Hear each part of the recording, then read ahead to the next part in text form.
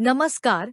प्रादेशिक मौसम केंद्र नई दिल्ली द्वारा दिल्ली एनसीआर के किसानों के लिए मौसम आधारित कृषि सलाह इस प्रकार है।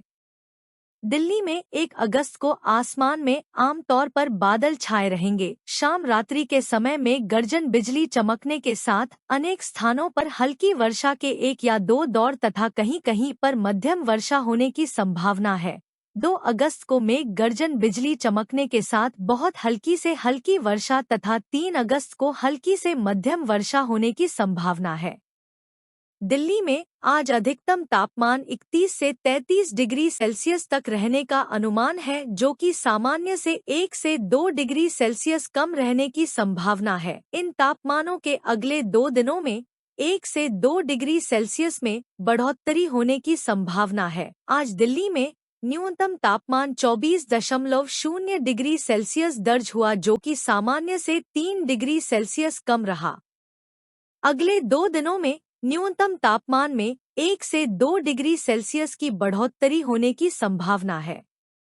मौसम के पूर्वानुमान को देखते हुए किसानों को सलाह दी जाती है कि दलहनी फसलों तथा सब्जी नर्सरियों में जल निकास की उचित व्यवस्था करें। किसानों को सलाह है कि बाजरा, मक्का, सोयाबीन व सब्जियों में खरपतवार नियंत्रण के लिए निराई गुड़ाई का कार्य शीघ्र करें। जिन किसानों की टमाटर, हरी मिर्च, बैंगन व अगेती फूलगोभी की पौध तैयार है, वे मौसम को मद्देनजर रखते हुए रोपाई मेंडो, उथली क्यारियों पर करें तथा जल निकास का उचित प्रबंध रखें।